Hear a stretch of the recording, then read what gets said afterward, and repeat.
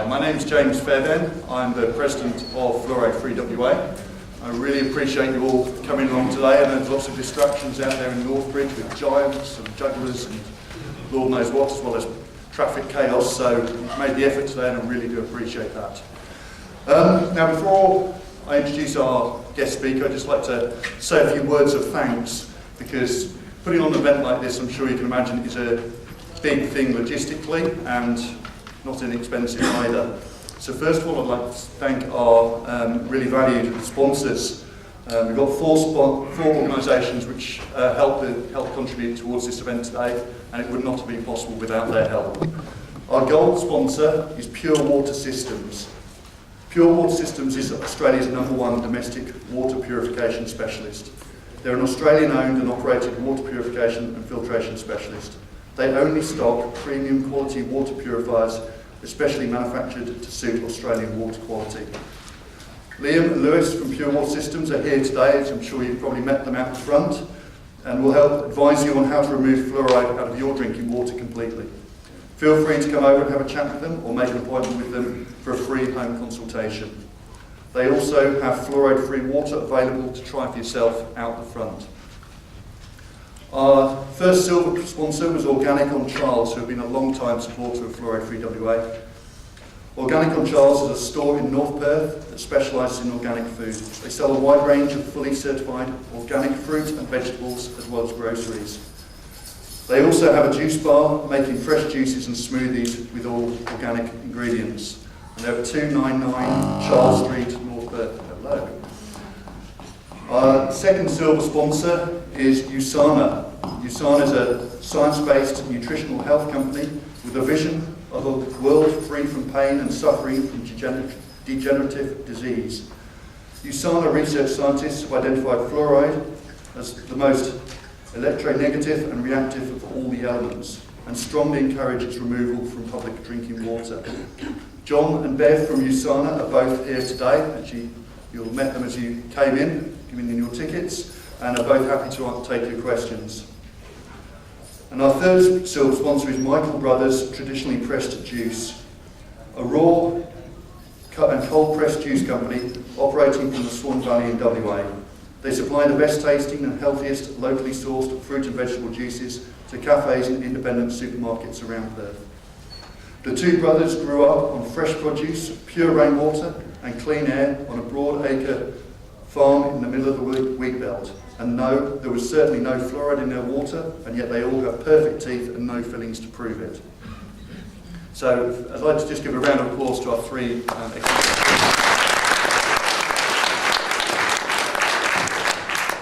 few other quick words of thanks as well. First up to the Fluoride Free WA team, who many of you have met out front. Hayley, Anne, Bev, John, Gaz and Chris, who are absolutely vital in the operation of our campaign. I'd also especially like to thank Alyssa here at the front, who's very kindly volunteered to video today's event so we can get it onto YouTube later and you can watch over and over again to your heart's content. I'd also like to thank Derek over here, who's helped me set up Fluoride Free WA a few years ago now. So I had to step back to focus on a few other things, but really appreciate it, and so we wouldn't be standing here today if it hadn't been for Derek's help. A number of politicians I'd just like to say thanks to. Ian Britzer, MLA, Vince Catania, MLA, Graham Jacobs, MLA, and particularly Peter Abetz, MLA, who's here at the front today. Thank you.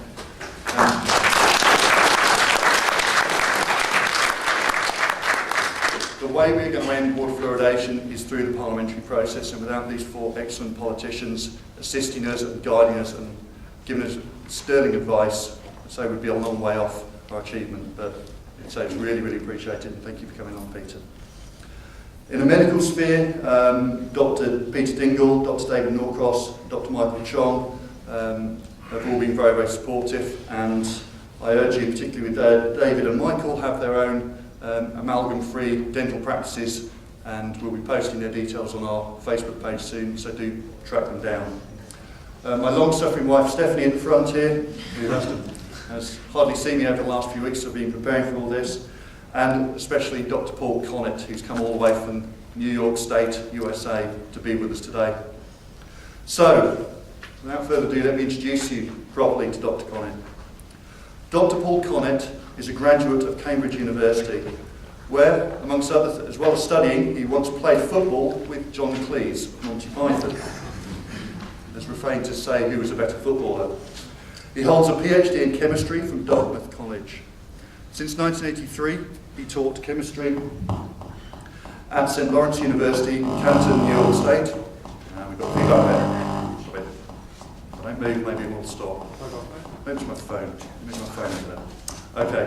And he specialised in environmental chemistry and toxicology. He retired in May 2006, and over the past 30 years, his research on water fluoridation and waste management has taken him to 49 states in the US, 7 provinces in Canada, and 62 other countries worldwide, where he's given over 2,500 pro bono public presentations. Paul has researched the literature on fluoride's toxicity and the fluoridation debate for nearly 20 years, and he helped found the Fluoride Action Network. He's given invited presentations on the dangers of fluoridation to legislative and research bodies and local communities in Australia, Canada, Germany, Ireland, Israel, Japan, New Zealand, the UK and the USA. This has included invited presentations in 2003 to both the US EPA and the US National Research Council. In 2010, with 2 other authors, he published the book The Case Against Fluoride, which contains 80 pages of citations to the scientific literature. As of this month, there has yet to be a scientifically referenced response to Paul's book.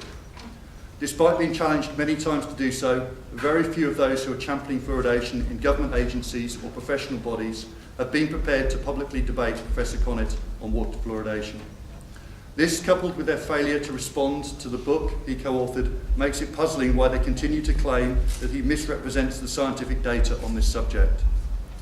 Such a charge should be easy to establish in an open public debate, and even easier in a carefully considered rebuttal of the arguments in his book. So without further ado, I'd like to put your hands together for Professor Paul Connett.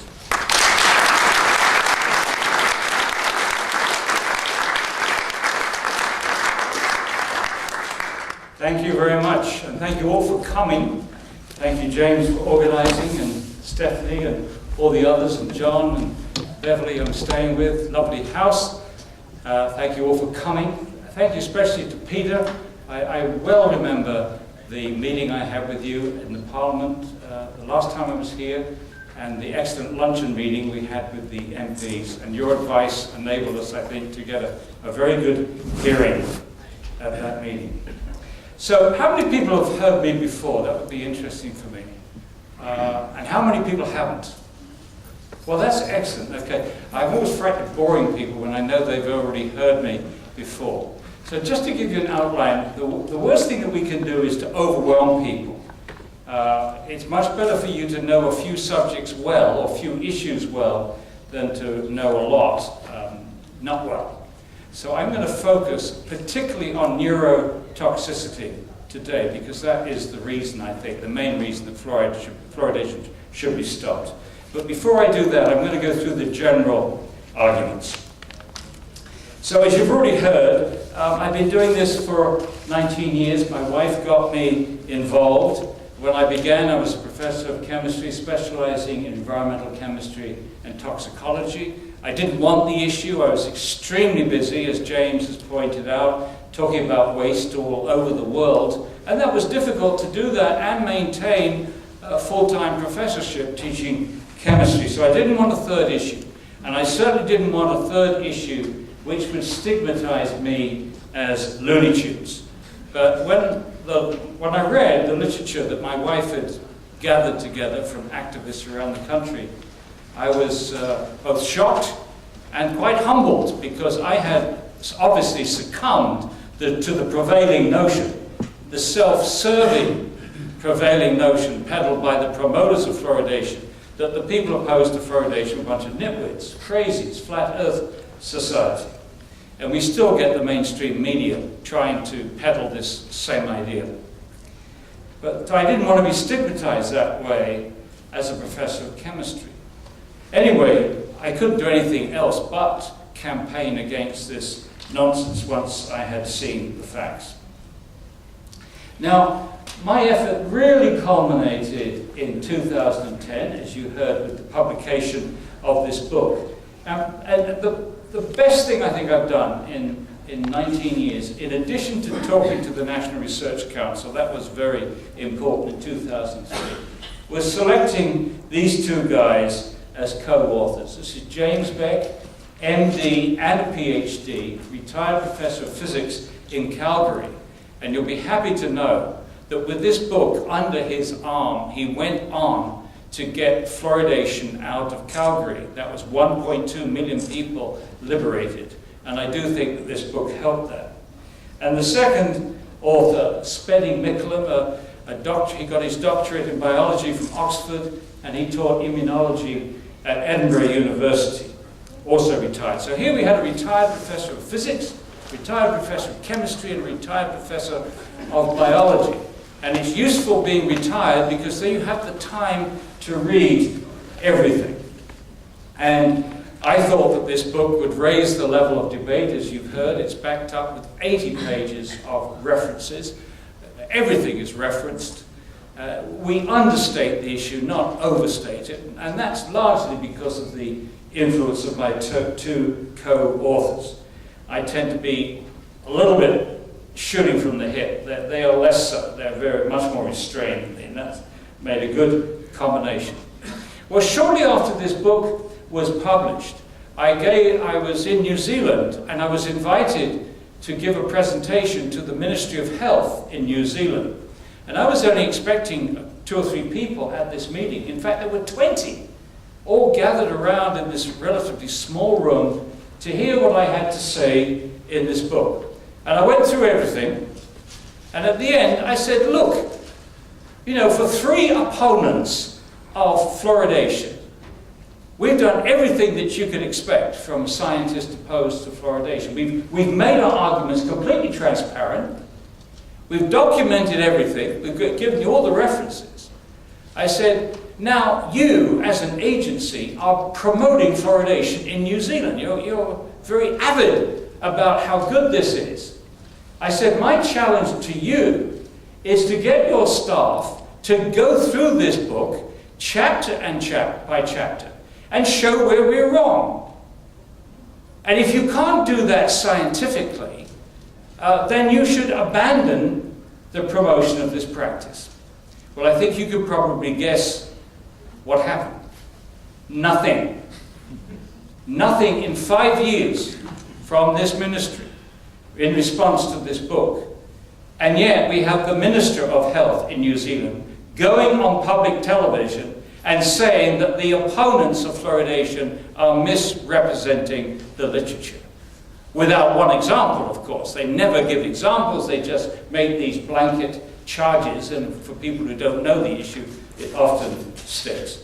But that really stuck in my throat, this notion that the ministry, after 5 years with all the civil servants at their disposal and all the budget at their disposal, couldn't come up with one scientific response to this book, and yet their minister goes on television, primetime television, and tells everybody that opponents misrepresent the literature. And I've just stated that. So basically what you discover very quickly is that fluoridation is not something that they could defend scientifically, and not something that they will defend scientifically with anybody in the room that knows something about the issue, like myself. And it's fossilized into a belief system. The simplest thing to say is that most of the dentists who promote this, and most of the professional bodies promote this, most of the health agencies that promote this, it's a belief system. They believe in fluoridation because that's what they were taught at dental school and possibly at medical school, and they haven't had the time ever since to really study the issue objectively. So they keep peddling the same stuff. Well, so here are the arguments that I'm going to go through against fluoridation this afternoon. Let's summarize them. It is unusual. Fluoridation is an unusual practice. It is an unnatural process. It is an unethical process. It is an unnecessary process. It is an unsafe process. It is ineffective. And most importantly, there are better ways to fight tooth decay, particularly in low-income families. And I shall give you an example from Scotland, which is not fluoridated, but is having great success reducing tooth decay in low-income families. So that's the agenda, and I'm going to go through those one at a time. Fluoridation is unusual. Most countries in the world, the vast majority of countries, do not fluoridate their water. Most of the countries that fluoridate their water are Anglo-American, they're English-speaking. It's Canada, it's the United States, it's England, it's Ireland, it's New Zealand, it's Australia. A virtual handful of countries. And as you've probably seen in the literature put out by this group, 97% of the Western European population does not drink fluoridated water. And yes, 4 or 5 countries, 4 listed here, do fluoridate their salt. But the point is that the majority of European countries neither fluoridate their salt nor their water. These, incidentally, I can't see it from this angle.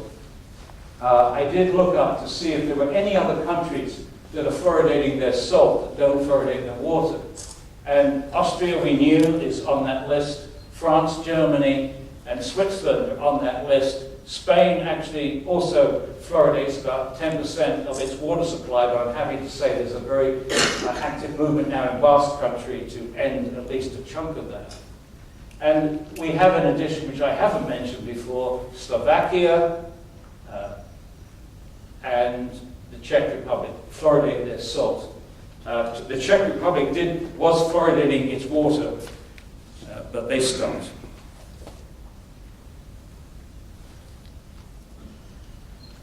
However, despite that information, the World Health Organization, which collects the data, if you look at their data of tooth decay in 12-year-olds, you find that tooth decay is coming down as fast in non-fluoridated countries as fluoridated ones. Now, non-fluoridated ones. Now, if you were a true believer in fluoridation, you say, oh, look at these. You see all these countries here? Look, they're all fluoridated. And look how their tooth decay is coming down.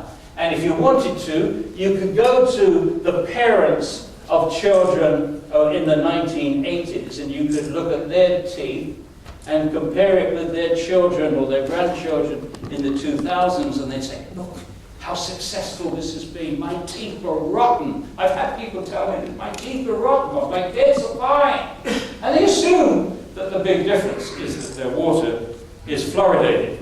Well, before they have too much fun with that, you have to show them this picture, which is the tooth decay in 12-year-olds, the same measurement, again, World Health Organization data, coming down over the same period. And if you put them all together, it's a wash. They're coming down as fast, the tooth decay is coming down as fast in non-fluoridated as fluoridated. And if you look at this period between 2000 and 2005, you're hard pushed to work out which of those symbols represent fluoridated or non-fluoridated countries. So, it's an unusual practice. Next, fluoridation is unnatural. It tickles me how many times the promoters of fluoridation use the word natural. Natural. Fluoride is naturally occurring. Fluoride is naturally in your water. We're just topping it up a little bit. We're just doing more for, if you like, for nature. But I'd like to stress, in fact, in Australia, the Victorian Australian Dental Association actually had a pamphlet which said fluoridation, nature thought of it first. So did nature think of giving fluoride to people first? No. what the promoters are doing with this obsession with the word natural is to confuse geology with biology.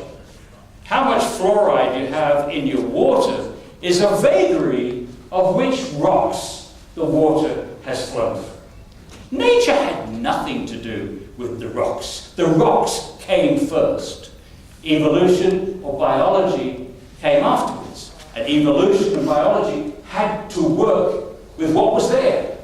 And what was there in the primeval slurp, the oceans, was fluoride. In the sea, the average level of fluoride is 1.5 parts per million. So now how natural then is fluoride? Because there's life evolving from the sea. How much fluoride did nature put into the mammal, into the human being in this evolutionary process? And the answer is none. There's not one single biological process in the human body or any mammalian body that requires fluoride. They are all happily going on without fluoride. So why are we exposing our bodies to something that nature could not find a use for? So let's continue. So the first clue is that nature says, I can't find any use for this particular element. Let's go on. I've mentioned that already. I should also add, just because something occurs naturally doesn't make it safe. Asbestos occurs naturally, arsenic occurs naturally. And of course, millions of people have had their lives ruined by natural fluoride.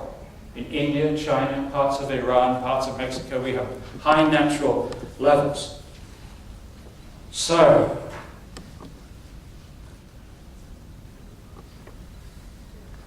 what is nature's verdict on the fluoride ion?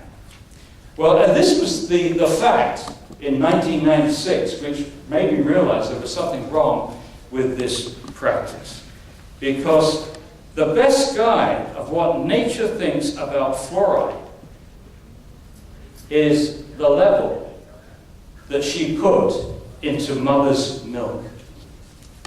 And it's extremely low. Extremely low, if there's any there at all. The average levels is 0.004 parts per million, milligrams per litre. Now, just to put that into perspective, we fluoridate at about 1 part per million, about. It ranges from 0.6 around the world to 1.2. So this is extremely low. And what do we deduce from that? This means that the bottle-fed baby in a fluoridated community is getting between 175 and 300 times the fluoride that nature intended. This is reckless. This is, in my view, utterly reckless. Mother's milk protects our babies from early exposure to fluoride. Now, whether she intended that or not, or whether it's some complete accident, that is the reality. Mother's milk protects your baby from fluoride. And what water fluoridation does is remove that protection. I think we should win that. The argument against fluoridation right there. Right there. Especially when people are spouting the word natural, natural, natural. That is nature's verdict. That is nature's verdict. And removing that protection from our babies is reckless. And now we're finding out just how reckless it is. Not just the fact now we have over 50% of our kids in America have dental fluorosis, which is the first sign of overexposure to fluoride, the first sign of fluoride's toxicity. But it's now clear, there's overwhelming evidence, which I should be going into, that when you see this damage to the teeth, you've probably got an indication that your baby's mental development has also been harmed. And that's the shocker. And if this didn't stop it in principle, this fact didn't stop it, then surely finding out that we may be threatening our baby's mental development, who could possibly justify that? I mean, teeth are important, but surely they're not more important than our children's brains. But I should go into the details of that scientific evidence, because there's been quite a bit since I was here a year ago. So the third argument is fluoridation is unethical. Why is it unethical? We should never use the public water supply to deliver any medical treatment. Any medical treatment. And the fact is, we haven't. Since we started fluoridation in 1945 in the United States, we have never, ever used anywhere in the world the public water supply to deliver any other medicine. But watch out, because people are now advocating putting lithium into the drinking water to reduce suicide rates and putting statins in the water to reduce something else. So they're out there. But the world has never succumbed to this. The only place where we've succumbed to this clumsy method of delivering medicine is with fluoridation. The odd one out.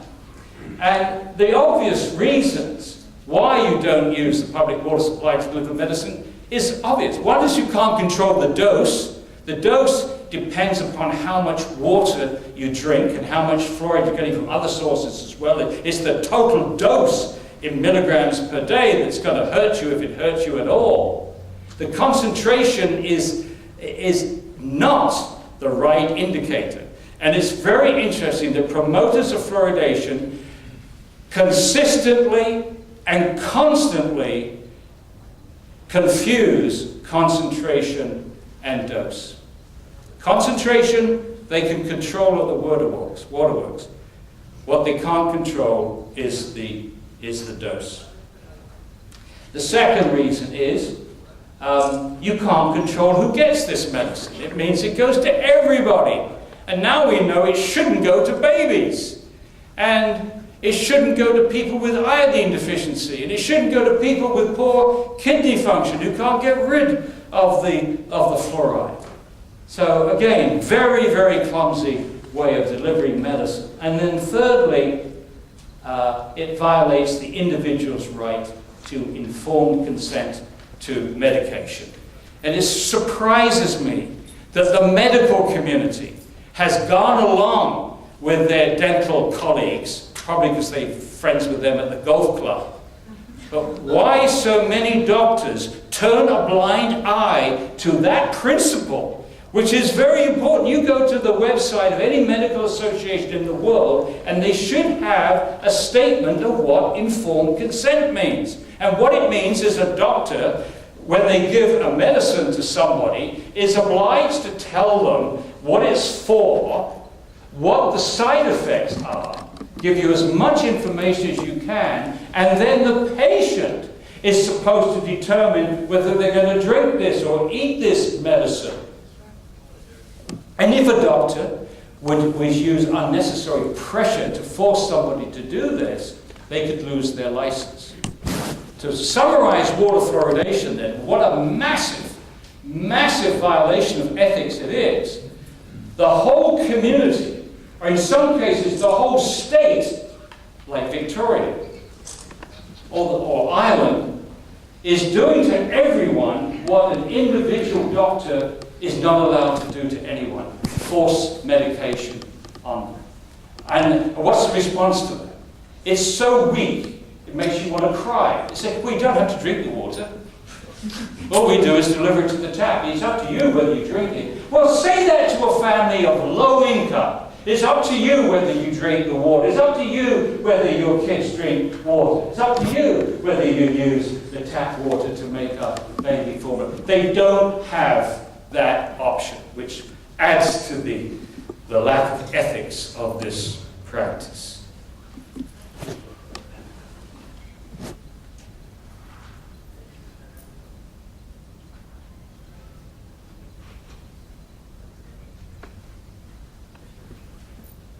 And what adds to this is that the people that are prescribing this medication, the vast majority have no medical qualifications. The the people that we elect to office. We don't elect them to office because they're doctors. So we're having this prescription given to us by people with no medical training. No agency is monitoring side effects. You know, back in 1991, the National Health and Medical Research Council, and if you don't know who those people are, they're a bunch of hand-picked robots who endorse the public health policies of the Australian government. In 1991, the National Health and Medical Research Council recommended two things. They said there are recurring stories from individuals that they are super sensitive to fluoride. And whilst there's no evidence for that, there's these anecdotal reports, it's beholden on the government to actually study this. Try to put this on a scientific level where you take these people, some of them who will volunteer, to study them scientifically, you know, double-blind studies, all that things, to see what happens when they are given fluoride or not given fluoride in placebos and so on. 1991. No health agency in Australia has ever attempted to do that. And they still claim that nobody in Australia is sensitive to fluoride. There's no agency, health agency in Australia, and when I say Australia, I'm not picking on you guys. I would, because I love cricket. There's no agency in Australia that is monitoring our exposure to fluoride. There's no agency taking urine tests, blood tests, nail tests, hair tests, bone tests, to see how much fluoride we're actually being exposed to on a daily basis, and a month by month, year by year. How much fluoride is accumulating in our bones? We're flying blind. And in 1991, the NHMRC also recommended that the government collect fluoride bone samples so that they could put any epidemiological study on a sound scientific footing, knowing the dose that people were getting, or the exposure that people were getting. Have they done that? Not one single measurement has been made in the bones of Australians since that time, to the best of my knowledge. And I guess, and so it goes on. And as I've already mentioned, some individuals should not be exposed to fluoride. People with poor kidney function, people with low iodine intake.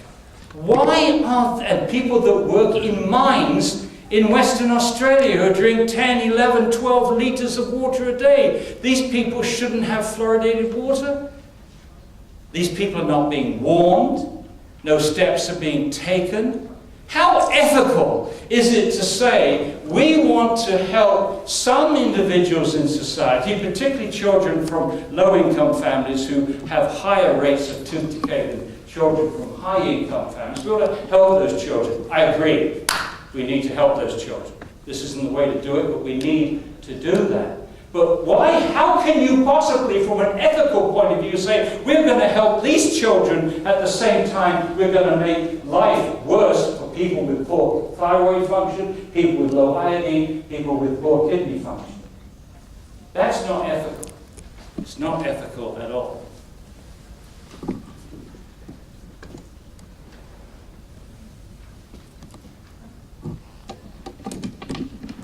No agency accepts responsibility for harm if and when it is demonstrated. Who has the liability for this? We will only find out when the lawsuits begin to happen. The health agencies in the fluoridated countries are doing a lousy job of doing even the most basic studies, most basic health studies. And what is happening now, most scientists in the world are having to rely on studies done in countries like India and China, Iran, Mexico, where they have high natural levels of fluoride, where they are trying to get the fluoride out of the water, and they are genuinely interested in doing some science to find what levels actually cause harm. That's where the science is being done. It's not being done in the fluoridated countries. And so the conclusion that you come to is very, very disturbing. It does not make me happy to say this. The evidence is that in Australia, as it is in New Zealand, as it is in England, as it is in Ireland, as it is in Canada, as it is in the United States, it's more important for our health agencies to protect this policy of fluoridation, for whatever reason, than to protect the health of their communities.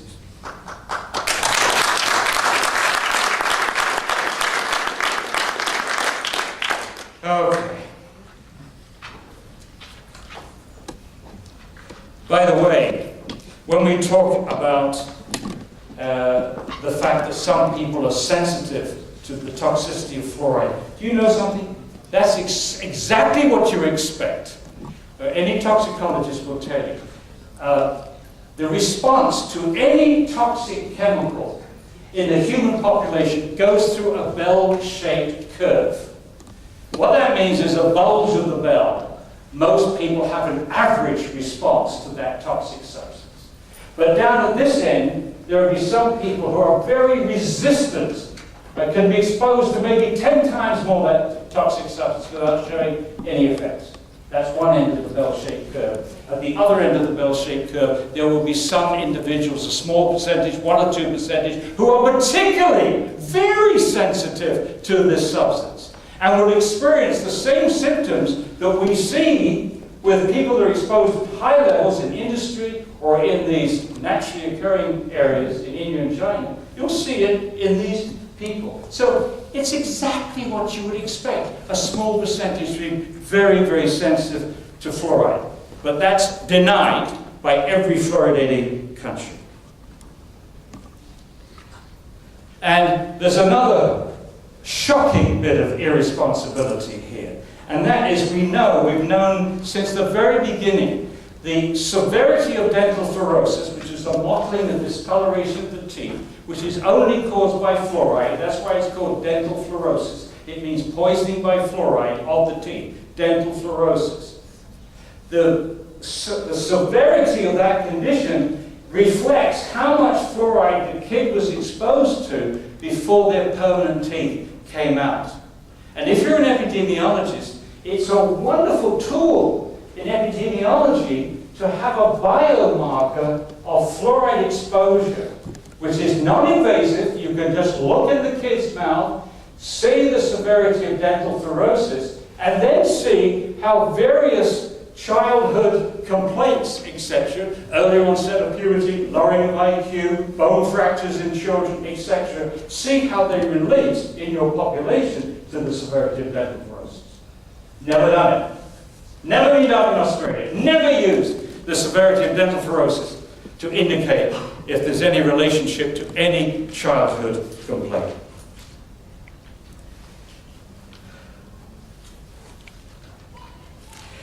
So, there is, again, going back to this, all of this, despite the fact that there's no scientific reason to swallow fluoride. No one has ever said to you or me, here's why we need to swallow fluoride, because it goes to this organ and helps to do this X, Y, and Z.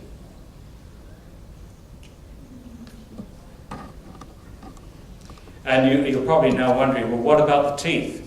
Well, what they've admitted, and I'll come to this in a moment, what they've admitted to is that the major benefit of fluoride is topical. It works on the outside of the tooth surface, not from inside the body. So that's why you can have something that may have an effect on the teeth, but it's not a nutrient. It's not an essential nutrient. Okay. So I'm actually coming to that now. Fluoridation is unnecessary. In 1999, the Center of Disease Control, which is the #1 promoter of fluoridation in the United States, let me qualify that, it's the Oral Health Division, that's 30 dentists, essentially. 30 dentists out of 20,000 employees at the CDC promote fluoridation.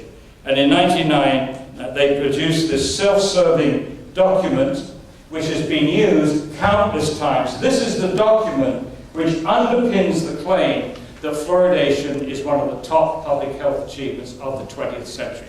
If I had $1 for every time a journalist, an editor, or a politician quoted that, I'd be very, very wealthy indeed. But in this paper, they did at least admit one thing. They said, we used to think that caries' preventive properties were due to the accumulation of fluoride in the enamel of the teeth during development. In other words, under the gums.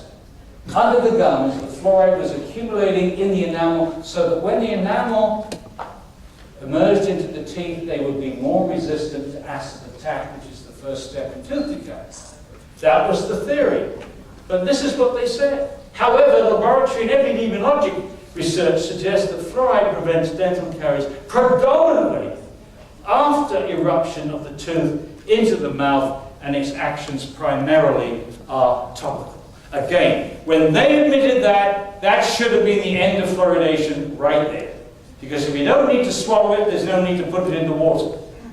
And when you've got fluoridated toothpaste, universally available, designed to brush directly onto the surface of the teeth at a much higher concentration that you're ever going to get from water, then this is a sheer nonsense. But again, it underlines the fact that they're protecting this policy and not us.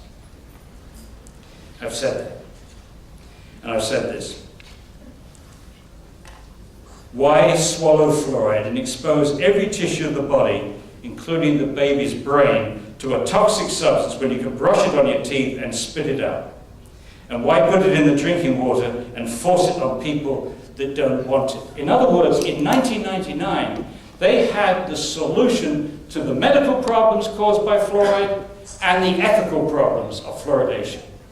Right there, they could have just switched to topical treatment as being the #1 thing that they could promote. And we'll see later, this is exactly what Scotland has done. Fluoridation is unsafe. There are many biological processes that are harmed by fluoride.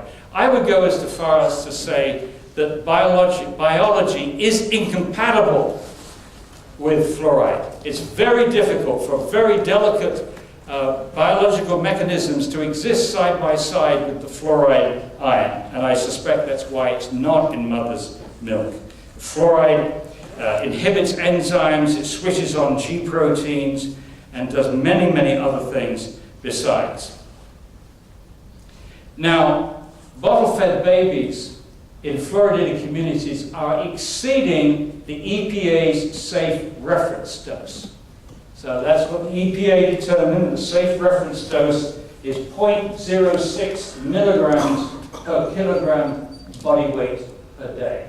When you're getting down to a dose which you say is safe, and you want to apply that to the whole population, you've got to take body weight into account, because it's the same dose. It's going to be far more harmful for a baby or a young person than an old person. So we normalize it by dividing by the adult's body weight. So you find the safe dose for an adult, then you divide by the weight of the adult to get the dosage that you can apply to the whole population. So that's the safe dose. Now, in 2006, we had this very important report from the National Research Council, 2006. This is the council that I testified before in 2003. It was a remarkable event, this National Research Council, because this was the first time in history that a truly balanced panel looked at this issue of fluoride's toxicity. They had pro-fluoridation people, 3, they had anti-fluoridation, 3, and they had 6 who hadn't declared their position. So balanced panel. They expected to take 1 year to review the literature on fluoride's toxicology. It took them 3.5 years, and eventually this came out. It came out 1 year before the National Health and Medical Research Council produced its last review of fluoridation. Remember I was talking about rubber stamps? In the NHMRC report, they dismissed this NRC report, which was incredibly thorough, and made their review look pathetic Most of it was cribbed from the York Review anyway. But they dismissed it in one sentence and said, readers should be aware that the levels that they looked at in America in this report were much higher than the levels that the concentrations used in Australia for fluoridation. Well, again, in that one sentence, they demonstrated that they didn't know anything about toxicology because they're confusing, once again, concentration and dose. And it's possible for somebody, even at 1 part per million, to get a higher dose than some people at 4 parts per million if they drink a lot of water. But be that as it may, it also shows that these people, these wonderful people selected by the Australian government and paid a lot of money, taxpayers' money, to do this report, which gave a rubber stamp to fluoridation safety and effectiveness, as they're about to do again in the next year or two. Watch out, they're all set to do it again. It shows they didn't read. Because if they'd read this report and got to chapter 2, there is a graph there. And in this graph, that red line across is the safe reference dose, the EPA safe reference dose of 0.06 milligrams per kilogram per day. And that dot at the top, which is way above that line, is the dose experienced by a bottle-fed infant, a non-nursing infant. So if they'd actually read the report, it said a bottle-fed infant in a fluoridated community of 1 part per million is exceeding the EPA safe reference dose. How can you then turn around and say this is not relevant for Australia?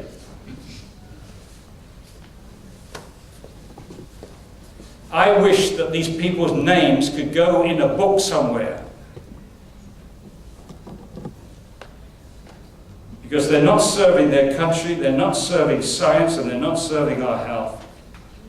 So basically, the third thing we know, and I've alluded to this already, American children are being hugely overexposed to fluoride from several sources, and we know that because of this prevalence of dental fluorosis. There was a report from the CDC in 2010, 41% of all American children aged 12 to 15 had dental fluorosis.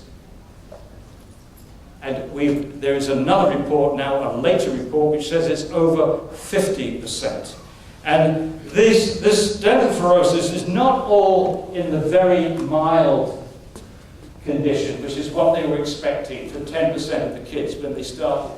But 8.6% is in the mild, and 3.6% is moderate and severe. This is all our kids now. All our kids. You go to kids in fluoridated and non-fluoridated. We're getting fluoride from everywhere. But the point is this. And they should have known this in 1945.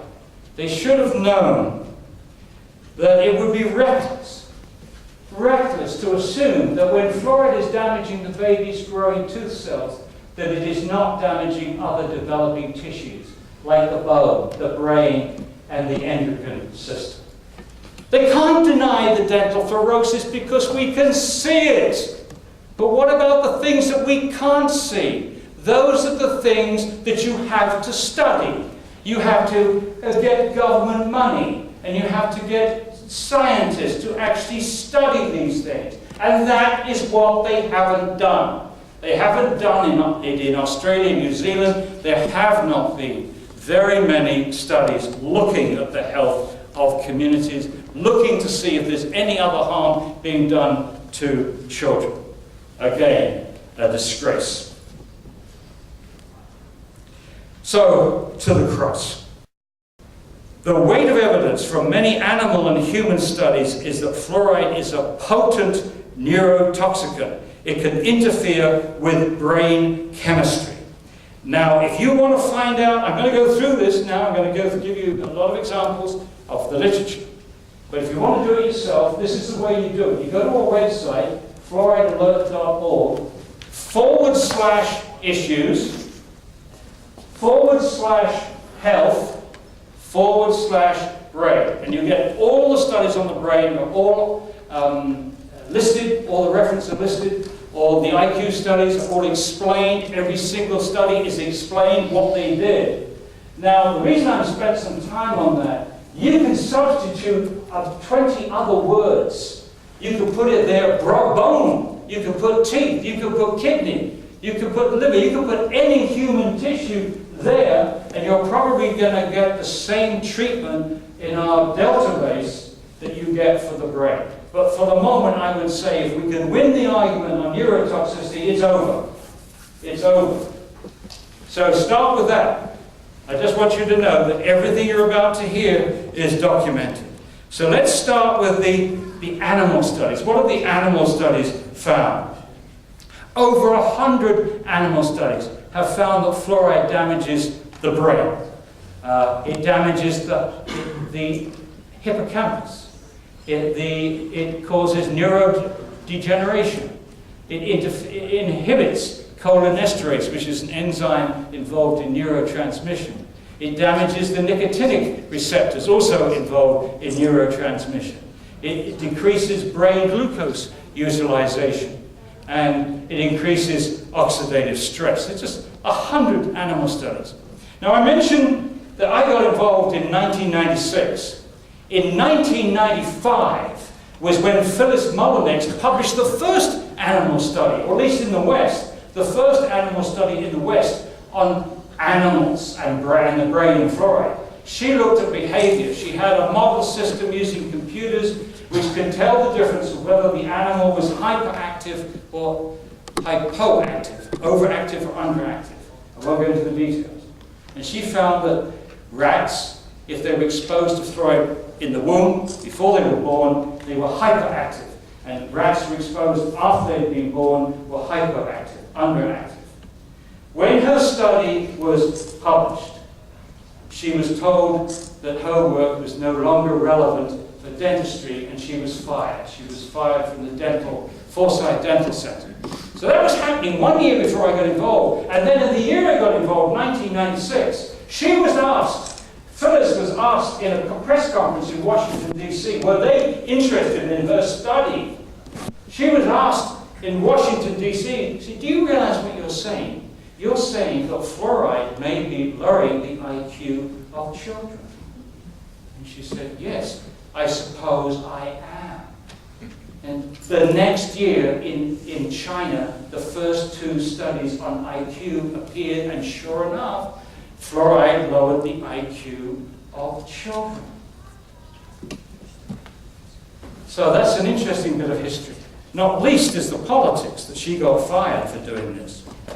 Now, I like these studies, I think, are particularly interesting. The good thing about animal studies is you can control everything. You control all the variables except, in this case, giving fluoride to one set of animals and not to the other set of animals. You can't do that with human beings. You can't control everything. It's very difficult.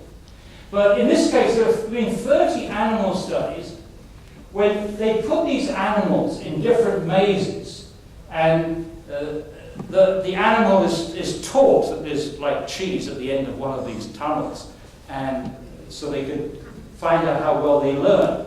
And it turns out that the animals that get exposed to fluoride learn less easily and memorize less easily than those that are not exposed to fluoride.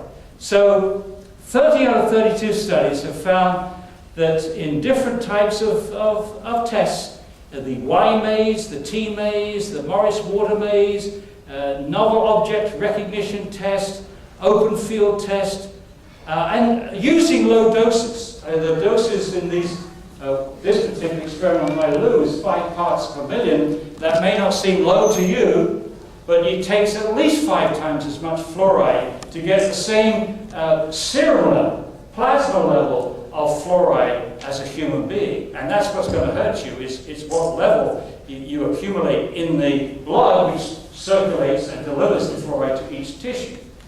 So this will be equivalent to 1 part per million in human beings. Some more tests. Let's look at some more.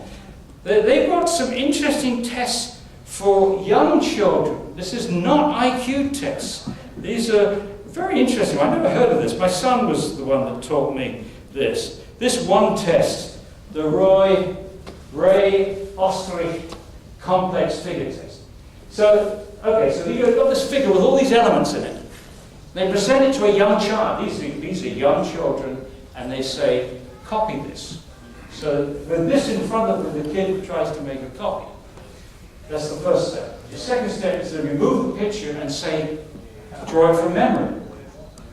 And it turns out that the children, or I better go to the official thing, the children who were given fluoride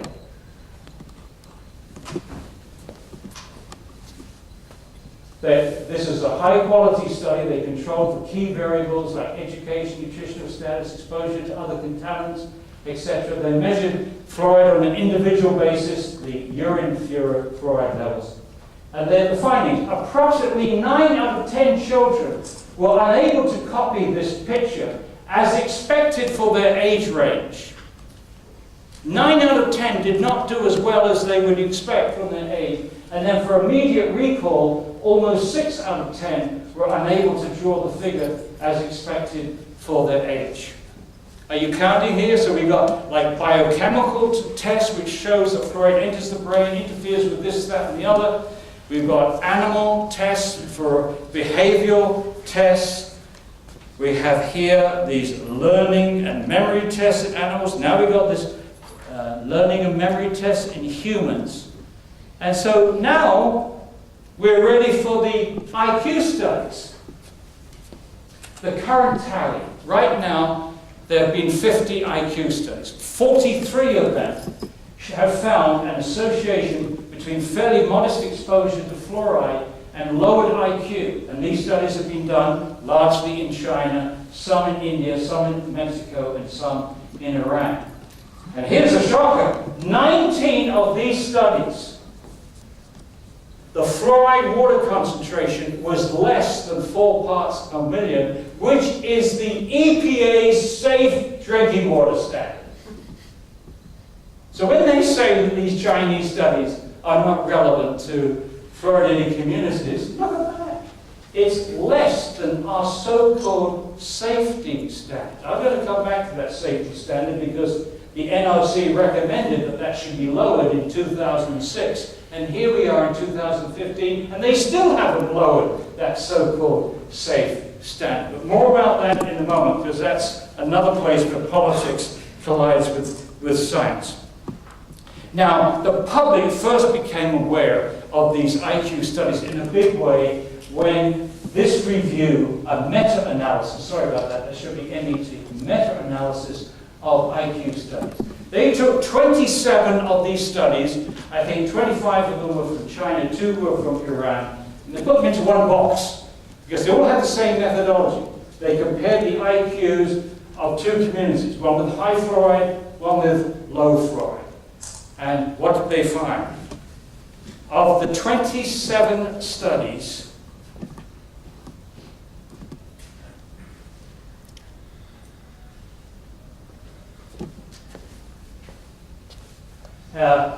this is in 2012, and the team included Philippe Grandjean, who's one of the world's experts on mercury's neurotoxicity. He's just written a book called Only One Chance.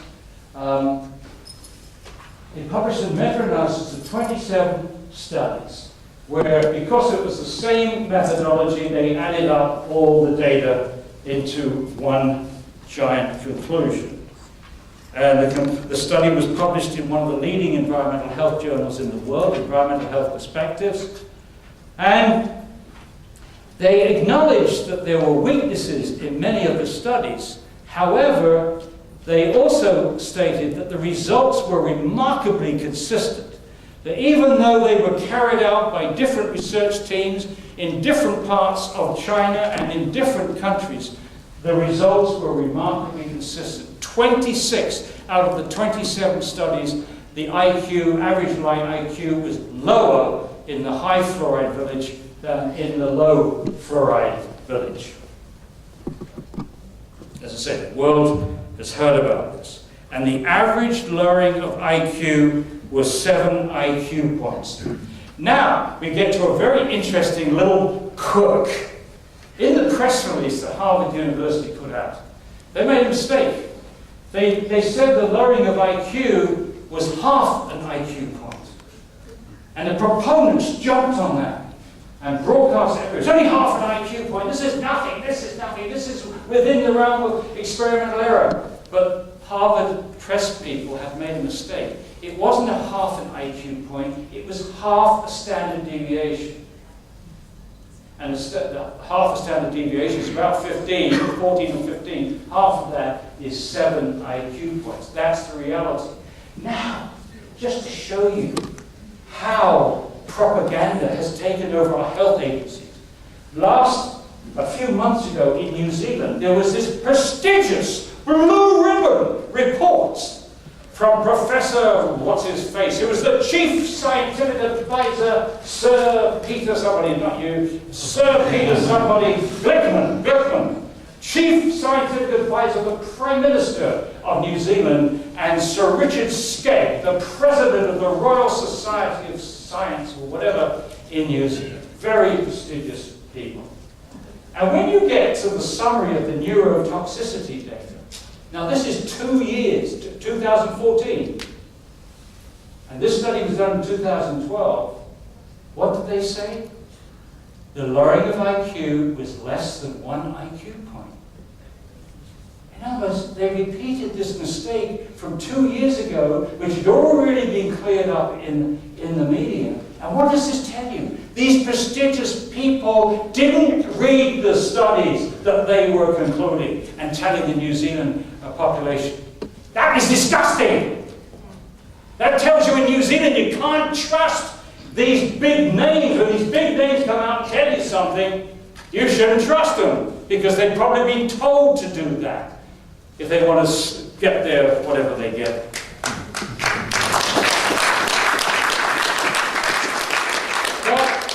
Fascinating. Now, the other thing that the promoters said, they said, oh, there were methodological weaknesses. I agreed, but some of the studies were pretty strong. They weren't all weak. But the other thing they said is the concentrations in the high fluoride villages were very high and irrelevant to water fluoridation. So why are we going on about this? Okay, let's have a look at the 27 studies, actually 20 of them, because about 6 or 7 of them were either done with coal or they didn't report the data. But there are the concentrations in the high fluoride villages. Look at them. 4.55, 0.88, 2.17, 1.8, 2.97, 2.11.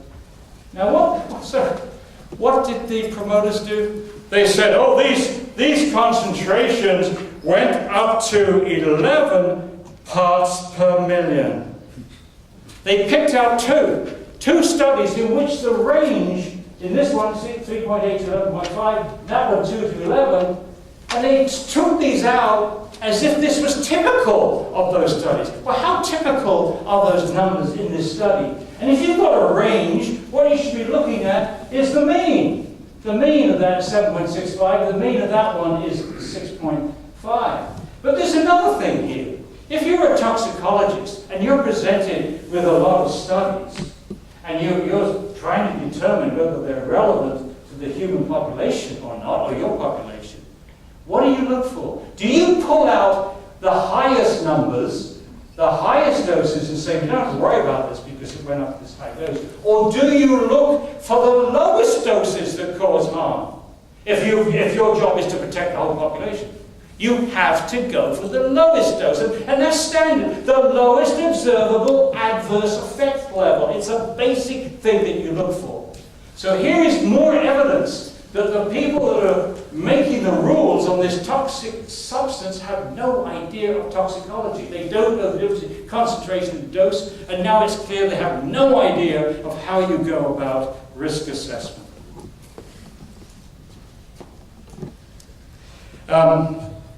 They don't acknowledge that 8 studies were less than 3 parts per million.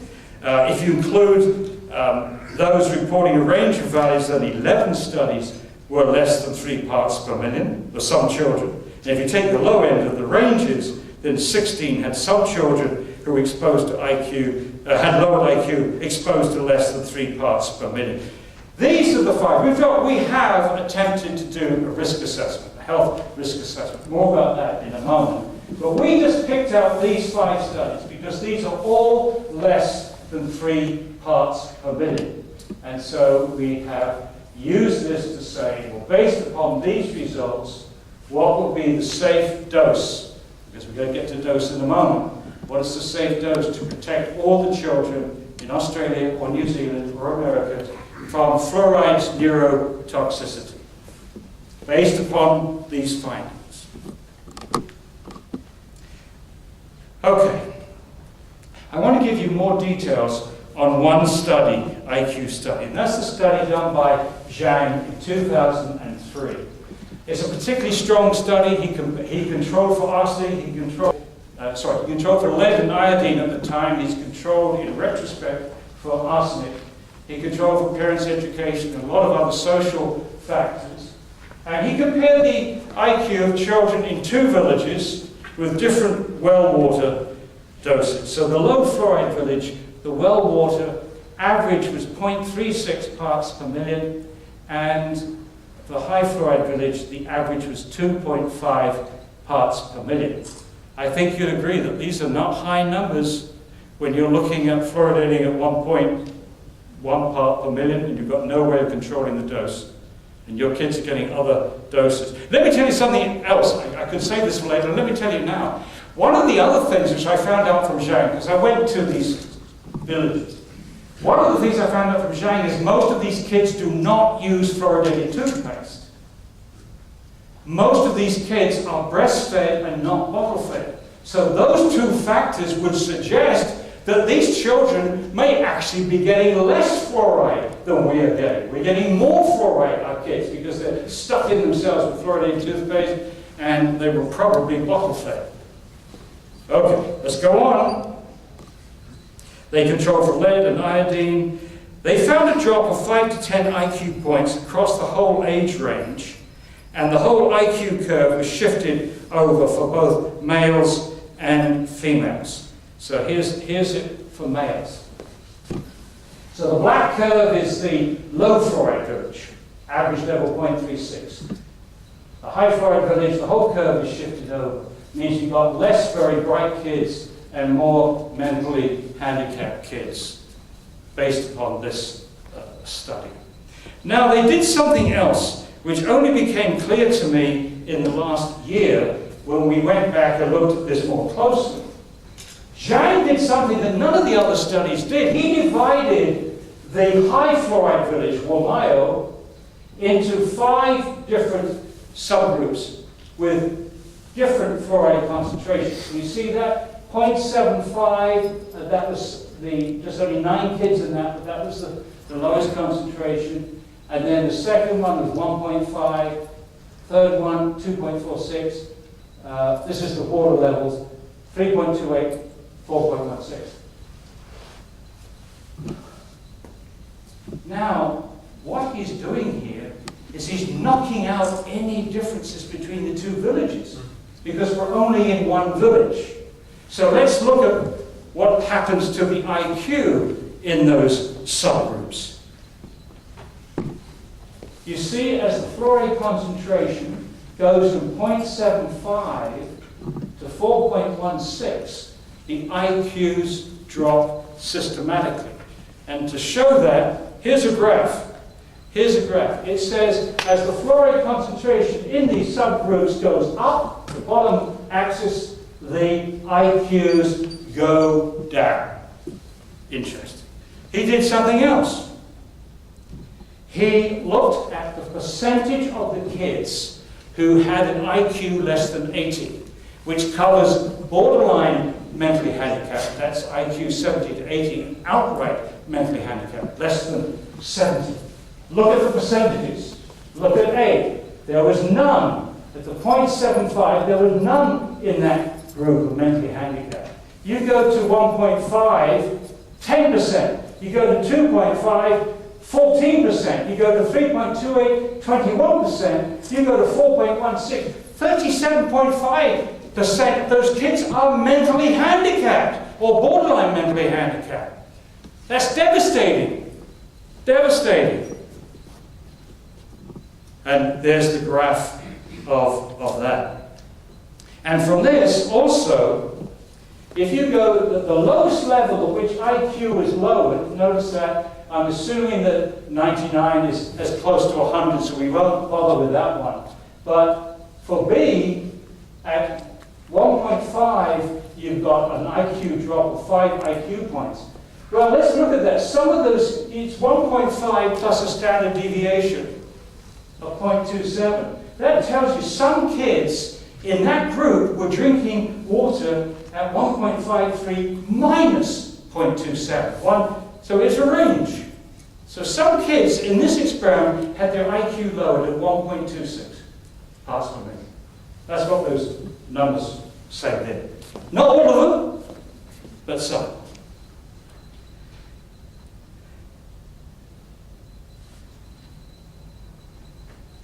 Now, this leaves nowhere near an adequate margin of safety to protect all children drinking water between 0.7 and 1.2 for 2 reasons. First of all, there's no margin of safety to take into account the range of doses in our populations, because some kids drink much more water than others. So some kids drinking 1.2 parts per million, to say that they drank 2 litres of that, they would be getting more fluoride than the kid in China who's drinking 1 litre at 1.26. So there's no margin of safety to protect against the range of exposure. And the other thing is there's no margin of safety to protect for the whole range of sensitivity to any effect like this. You have to, basically what toxicologists do, if they find an effect at a dose, the so-called lowest observable adverse effect level, the standard methodology is to divide that dose by 10 and say that is the dose that we're pretty confident which will protect everybody in a large population.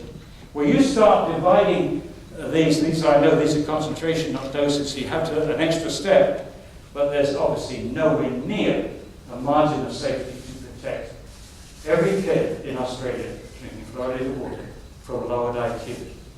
And that's what Bill Hersey, who did this for a living. He did health risk assessment for a living as a professional, a senior scientist at the US EPA for many, many years.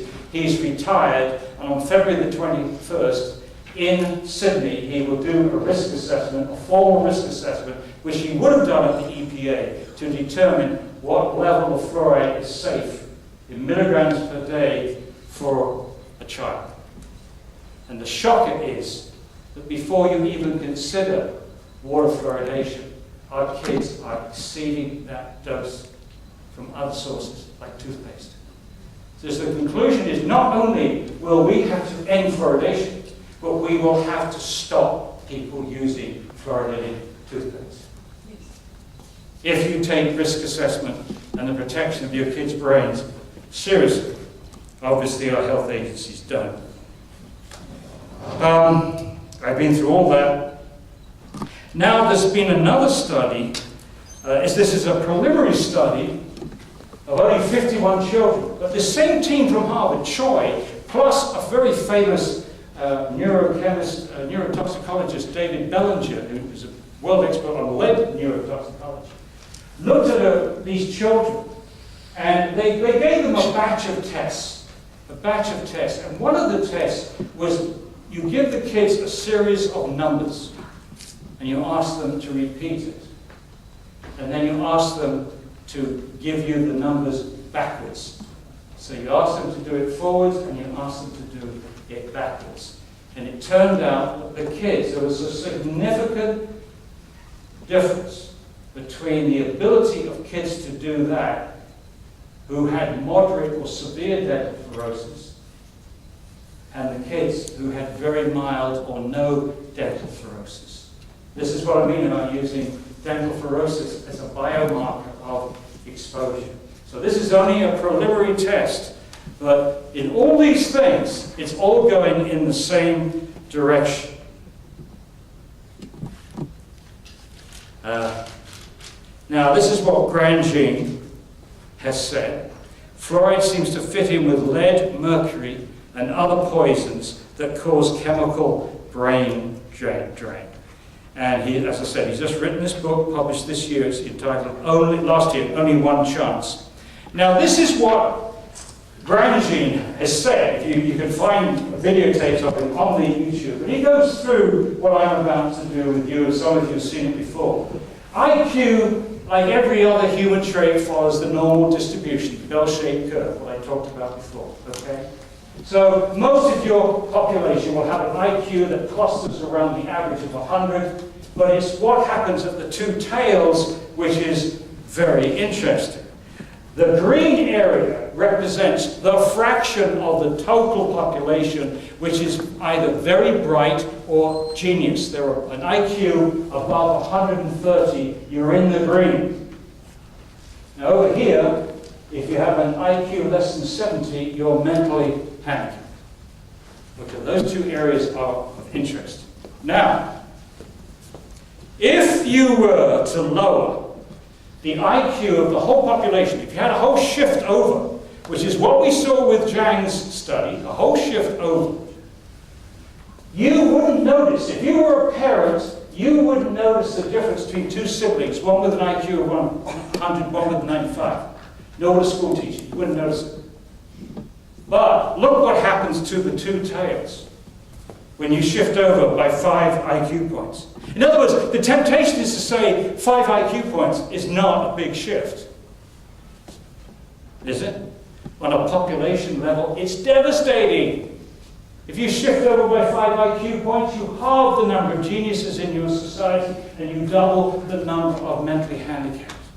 And if, as a government official, you know there's a chemical out there in ordinary life or in commerce that can do that, you would do everything that you could to limit exposure of the population to it. And when you've got a situation where this particular chemical is deliberately added to the drinking water, it's a bit obvious what your policy should be. Would you agree? Pretty obvious. This is something that we're doing to ourselves, or rather what we're doing to our kids' brains. If you respect science. Now, I can't give this the weight that I would with some of the other things, but it just happens to be, it's an interesting coincidence. What Bill Osmondson did was to plot the percentage of children that were mentally handicapped, mental retardation in 1992 by state. And then he plotted these numbers against the percentage of the population was fluoridated. And what this says is the percentage of children who are mentally handicapped increases as the percentage of your state that's fluoridated increases. Now, I would not offer that as proof, but it's illustrative. It's obviously much more has to be done to control for all the other things that might be doing them. But at least it is, again, it's consistent. Now, since 1986, the US EPA has been in a position where they could end fluoridation. I'll explain why. The EPA, since 1986, has had no authority to regulate additives to water. Only contaminants. It can regulate, so notice it doesn't regulate water fluoridation because that's something that you add to water. That's not their job.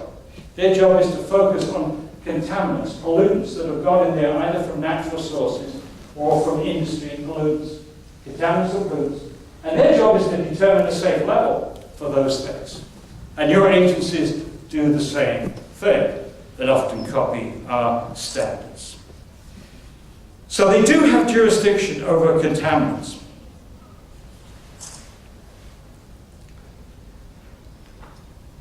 Now, what they have to do for the contaminants, they have to determine two things.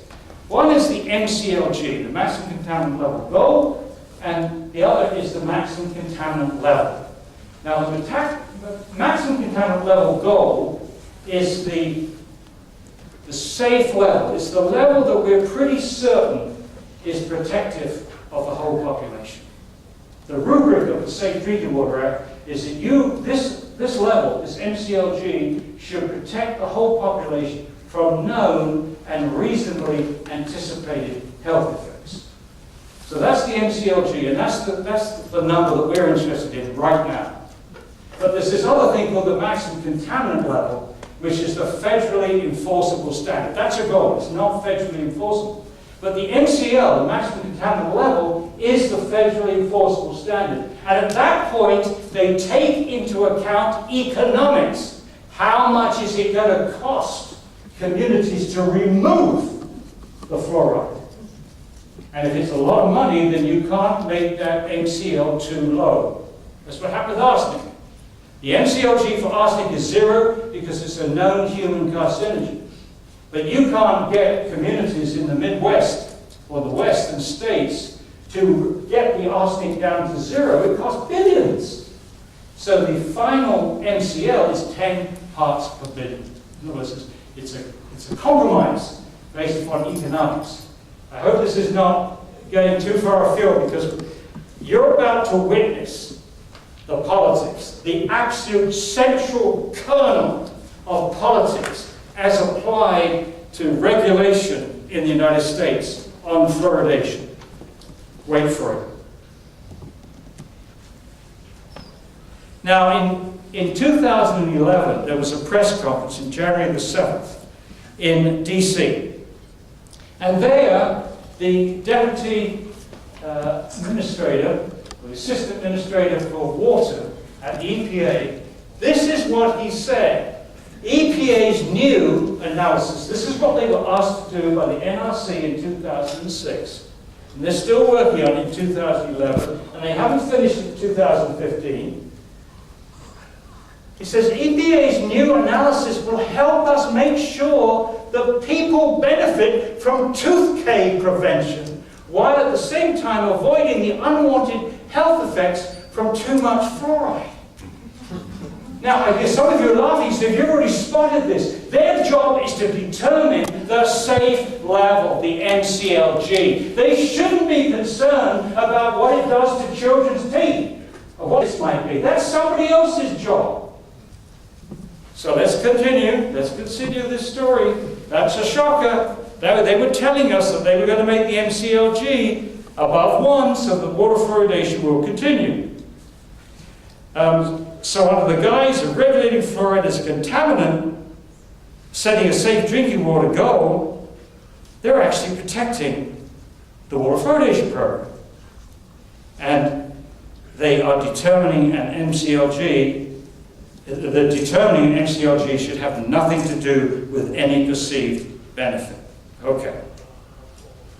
The EPA is colluding with the human health services to protect the fluoridation program, and using bad science to do it, which I'm going to show you now. They say that in order to determine the MCLG, they're going to assume that the most sensitive endpoint, health endpoint to fluoride's toxicity is severe dental fluorosis. That's the most sensitive endpoint, and they're going to use that to determine the MCLG. And they claim that if they protect against severe dental fluorosis, they will not only protect the teeth from this effect, but they will also protect the bone, presumably over a lifetime, and they will protect every other tissue. I think you can probably gather where I'm going to with this. Okay, so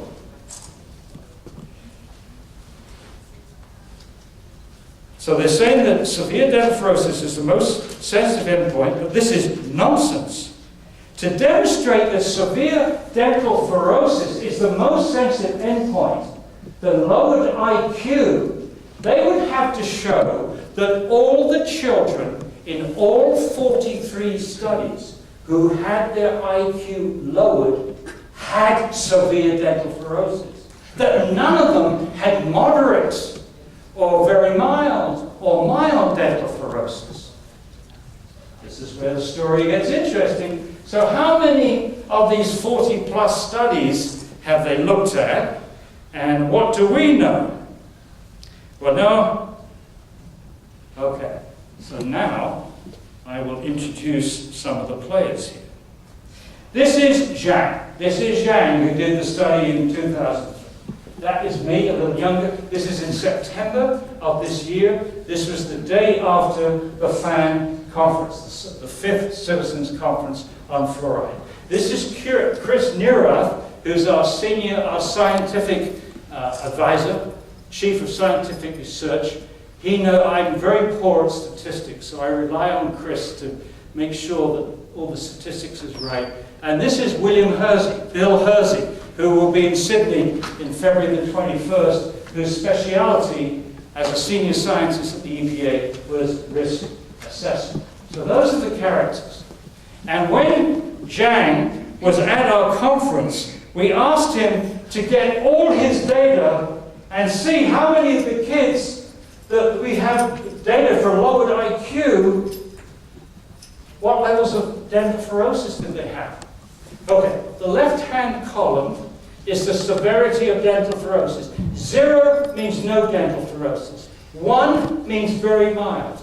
2 means mild. 3 is moderate, and 4 is severe. Here's the IQ for those children. This is all the data. What do you notice? Children with very mild dental fluorosis had lowered IQ. Children with mild dental fluorosis, lowered IQ. Children with moderate dental fluorosis, lowered IQ. It's impossible. It's impossible for the EPA to maintain that severe dental fluorosis is the most sensitive endpoint. They should, if science had any validity, be forced to analyze lowered IQ. Lowered IQ is the most sensitive endpoint. And that is why, on the day after our conference, we all went to, as I said, Bill Hersey was presenting his study, but we went to the EPA. This was taken outside the EPA water office after we'd seen 2 of the top officials, shared this information with them, and Bill Hersey did his risk assessment, which he'll do again in Sydney, for lowered IQ, and left it with them. We haven't heard anything since. This is September. But we're still hoping that somehow science will prevail over politics. But that's it. If politics prevails, you'll know it, because the EPA will determine an MCLG with severe dental fluorosis. If science prevails, they'll do it for lowered IQ. That's where we're at in the United States. And if they use lowered IQ, it's over. It is absolutely over. Fluoridation is over. So please say a little prayer that somehow, just somehow, in that rotten, stinking cesspool called Washington, D.C., that somehow we'll get some integrity to prevail against people that supposedly are being paid by the U.S. taxpayer. Phew! Oh, there have been some other studies since, and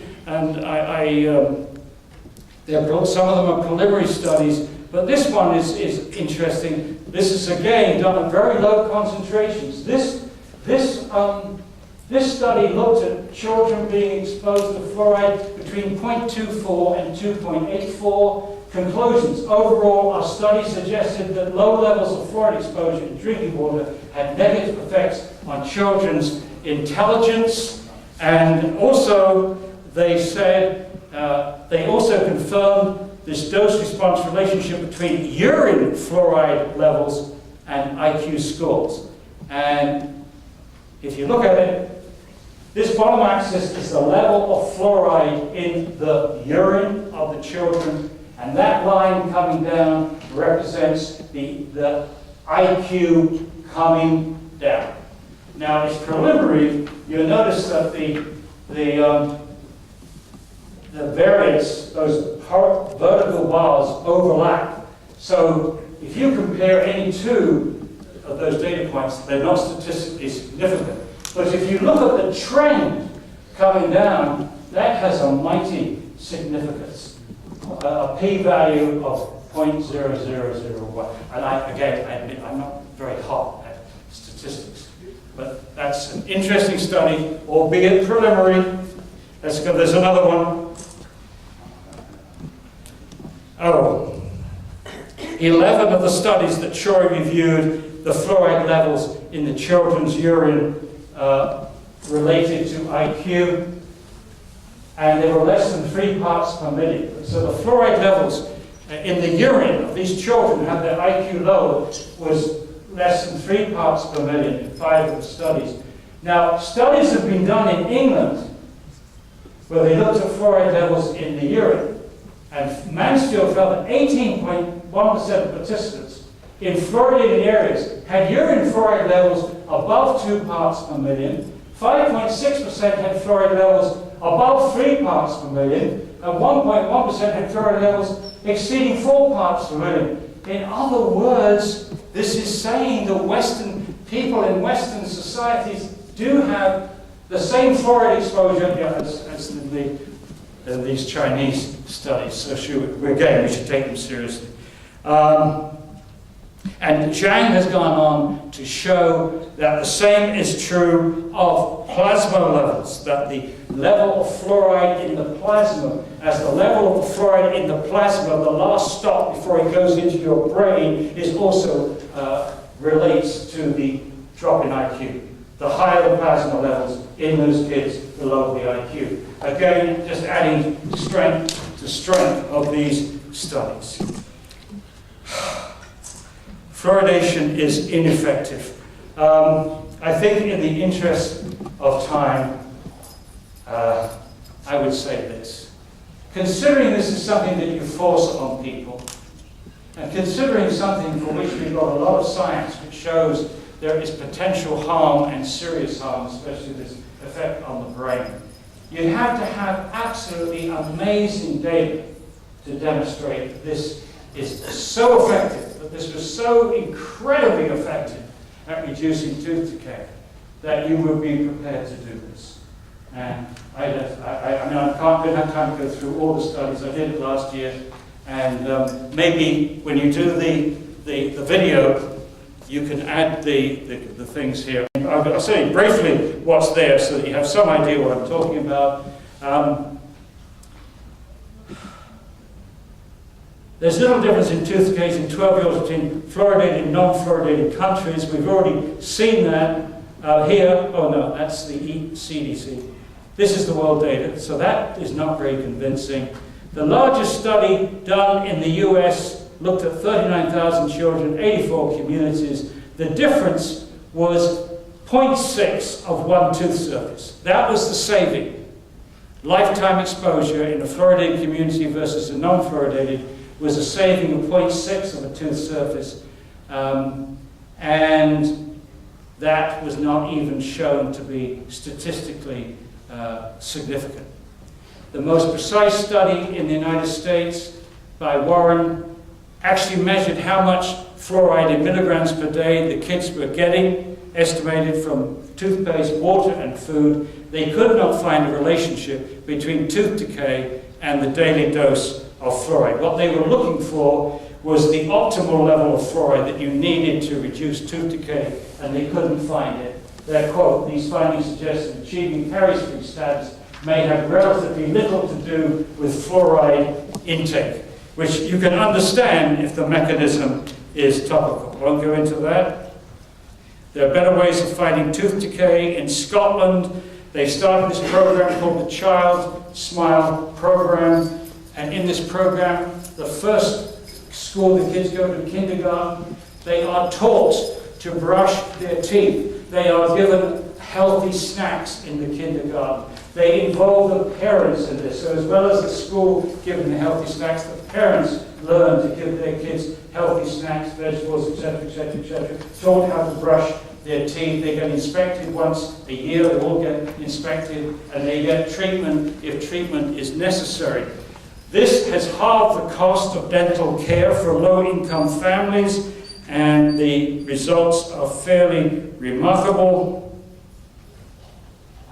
The children of age 4 to 6 who without obvious dental decay has risen from 42% in 1996 to 67% in 2012. And for 10 to 12-year-olds, it's gone from 53% in 2005 to 73% in 2013. This is remarkable. These are low-income families in places like Glasgow, and they are ahead of their schedule right now at 73%. And the costs, Glasgow researchers found that the scheme had reduced the cost of treating dental disease in 5-year-olds by more than half between 2001 and 2010. Now, I heard some good news this morning. Somebody's told me there's a program by your Department of Health here where they're taking up full-page advertisements and getting the information to schools, fighting the consumption of sugar, the sugary foods, obviously to fight obesity. Now, they're obviously getting some results with that. What we've got to persuade them, that's good, that's great that you're getting less sugar, but finish the job off and make sure they get less fluoride. Less sugar means less tooth decay, less obesity, less fluoride means higher IQs, we hope. And just one last thing on the IQs. The last children who need to have their IQ lowered are children from low-income families. Precisely the ones being targeted by water fluoridation. So that's ironic. You're targeting kids for special care, and they are the ones who are going to be most vulnerable for lowering of IQ and the consequences. Again, there's lots of things I wanted to tell you about what's happening around the world. I just mentioned a couple in our shot. One of them is that Israel, since I was here, Israel has banned fluoridation, stopped mandatory fluoridation, and completely banned fluoridation in Israel. That's a very precarious, it's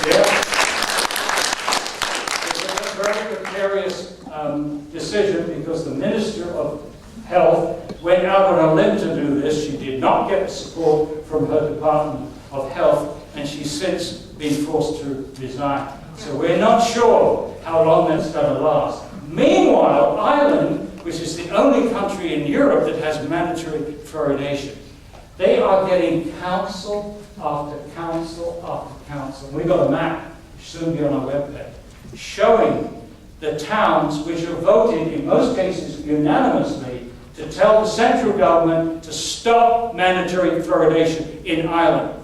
And the towns already, if you know Ireland, Wexford, Galway, Cork, Dublin, South Dublin Council, where I think about half of Ireland's councils have voted to end mandatory fluoridation. That will send shockwaves when that happens, when the federal government, central government goes along with this. That's going to send shockwaves. So you've got a lot of things to look for. In Australia, nothing may be happening except cricket, but at least in Ireland things are happening, and in Washington, D.C., if we can get through the Vipers, we can end it at the central level. Meanwhile, we have to continue to educate one person at a time. One open mind at a time. People are very resistant to this. Go to our webpage, there's plenty of tools for you to use, our videotapes, our leaflets, and so on. And one community at a time. And I think we're keeping a tally. 170 communities have stopped fluoridation since 2010.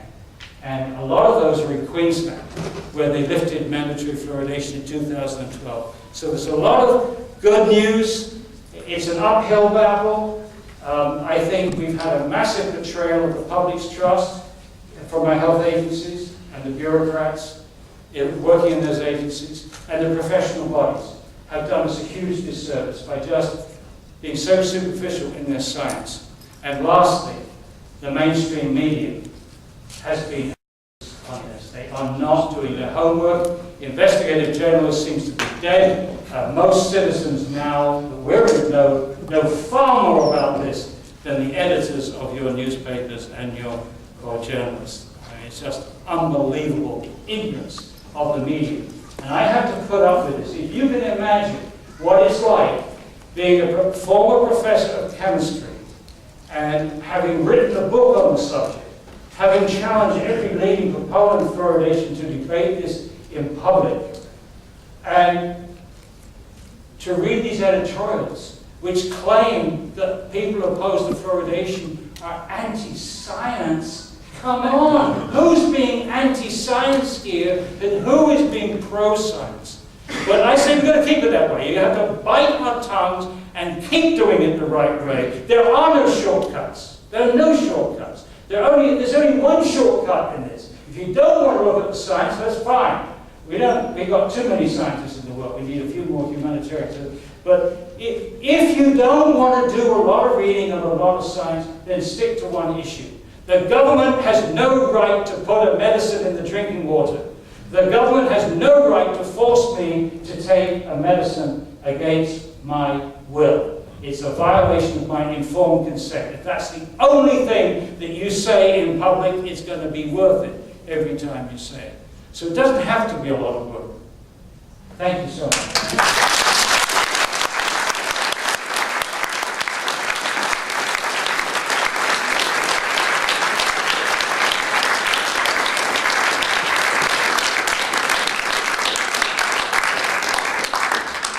Cognizant of time, but I think we're going to have enough time for about 5 or 6 questions to Paul. Obviously, if you make them questions as opposed to statements, that would be really appreciated before we wrap up. So do I have any questions for Paul? The gentleman in the blue here. Dr. Connett, I didn't realise until the beginning of your talk that fluoride is added to salt in some countries rather than the drinking water. Yes. And I'd like to suggest that it may be more politically acceptable to add it to salt rather than drinking water if the politicians insist that it's going to be done. And then the salt can go in supermarkets where most other toxic foods already reside. I think you're absolutely right, and if politicians want to discuss this amongst themselves, my problem is I don't want to give credibility to that idea because I do not think that swallowing fluoride has anything to do with lowering tooth decay. So you're basically supporting a myth by supporting this. But I agree with you, it's more rational. Far more rational. And there's a lot of Latin American countries and Caribbean countries that fluoridate their salt. Another question, please. Thanks. When I met with the health department people about fluoridation and the fact that the United States Department of Health, where it was, said that fluoridated water should not be used for mixing baby formula. They reckon that that's not relevant to our situation because the level of fluoride in our baby formula is much lower than that in the United States. Do you have any information?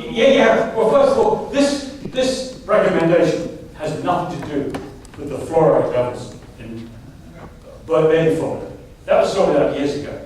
This recommendation is based on how much fluoride the bottle-fed infant is going to get from the fluoridated water.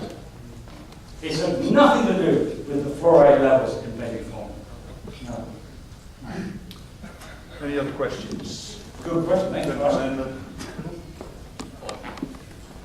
Putting into consideration that water fluoridation has been implemented by some of the biggest hierarchies into the definition of governments in the world, do you think this has any link in relation to dumbing down the society, regaining authority, and maintaining some sort of power against the people? I don't look for ulterior motives here. I believe that at least the people, the run-of-the-mill, the dentists, the dental professions and so on, are true believers in this. They really believe it works. Their only crime is that they just don't take the trouble to read the science, which shows that even their own studies shows that it's not very effective. And I think that by ascribing evil motives to this, you run the risk of upsetting them, and that's not the way you change people's minds, is to insult them. Especially if you throw in Hitler used it in the concentration camps, which makes me cringe every time I hear that. First of all, the historical evidence for that is practically non-existent. It's just one person that's supposed to have found this story. We even tried to track this down using the Wiesenthal Foundation that tracks down Nazi criminals. They couldn't find any information that Hitler had done this. And you've got to remember that the Nazis were not bashful about talking about their human experiments, making people into lampshades and things. So they weren't embarrassed. So I think if they had found this, they would have been proud of it and they would have told us. So, and as far as limiting the world's population, which is another conspiracy theory out there. If that was the motive, it's been wildly unsuccessful.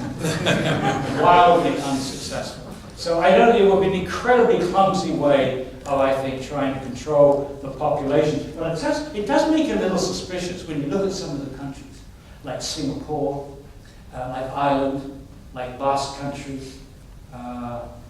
Israel, where you just wonder if somebody there has believed it. It may not be true, but they may have believed it and thought that this may be the way that you get people less resistant to.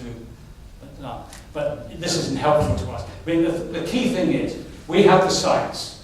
They are on the ropes from a scientific point of view. They will gladly clutch at straws if we can all appear as conspiracy nutcases. But it's a good question. It's a good question. But I say forget it. Lady, I just wanted to know, is there any way from our tap, when we get water out of our tap, that we can remove the fluoride ourselves, like boiling water? No, boiling makes it worse. If you boil water, you get rid of the chlorine, which is added to kill bacteria. The excess chlorine gas will come off. When you boil fluoridated water, only steam comes off, and the fluoride is left, and the water gets more concentrated in fluoride. So that's no good. You can use things like reverse osmosis and other filters and so on. But please remember, if you're drinking a lot of that water, and some kids now are drinking enormous quantities of, the Pepsi Cola, Coca-Cola, Dasani, and so on, they're not getting the minerals in that water. So I'm sorry to the company here. I personally would like to use spring water. If I've got to buy water, I think I'd buy spring water, not reverse osmosis. And this came out quite graphically for us, because we live in a fluoridated community. It took us 7.5 years to get it out of Canton, New York, and then we moved south, 4 hours south to Binghamton, New York. My eldest son lives in having babies, so we got to see the grandbaby. So now we live in Binghamton, so we are drinking fluoridated water. So we started using reverse osmosis, and then the next thing that happens, my wife is complaining of pains in the joints. And she doesn't have any idea what's causing this. And then she put 2 and 2 together and said, maybe I'm not getting the minerals that I should be getting. Now, if you do use reverse osmosis, and this company, if they're listening, I hope I'm ruining your bottom line and your thing, may I strongly suggest that with the water, you sell little packets of nutrients, a certain amount of nutrients, either in liquid form or solid form, that people add to that, so that they're getting the calcium and the magnesium and so on. So this is a suggestion that when you're selling your reverse osmosis, you're going to be removing the minerals that we need, calcium and magnesium. So as a strategy, can you sell little packets of those minerals with the water equipment? You do?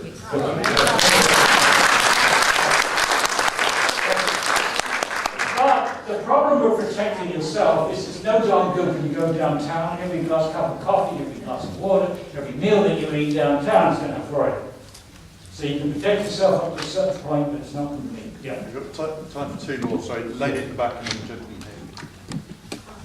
About what year was the fluoridation introduced? 1966 was the legislation, and 1968 was when it was first brought into WA. Currently, about 93% of West Australians receive it. Small communities around the place, like Margaret River, hasn't got it yet. Yanchep hasn't got it. Port Hedland hasn't got it. I was just interested in terms of when the immunisation schedules increased about 50s, polio and whatnot, and the introduction of thimerosal, which is mercury within the immunisations, whether that has an effect on IQ as well. If they, if it came at the same time as to where those levels came down, so which what was immunisation. Thimerosal was mercury, which is still in some of the immunisations these days, not all. They've tried to eradicate that, but that mercury is a very damaging neurotoxin. Well, speaking from Western Australia, as far as I'm aware, there's no studies have been made into that.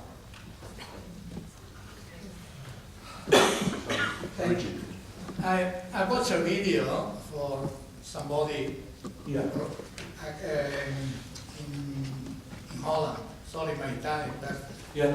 so this is an old doctor, a GP. Yeah, Hans Mullenberg. So you know the story, Yeah. and he said very clearly, people are getting, after a while, they get used to the fluoride assumption. Yeah. So your body, your brain is not doing bothering you any longer. Yeah. I think it was a very, very good thing to Yes. know. The people had, Yeah, so you know who we're talking about. Hans Mullenberg is still alive. He gave advice to the Minister of Health in Israel before she banned fluoridation. But he had an unusual situation where half of his practice was in unfluoridated part, I've forgotten the name of it, what it was part of Amsterdam. The rest was fluoridated, so 2 parts. And he knew Warburg's work, who was an allergist who studied fluoride's effect.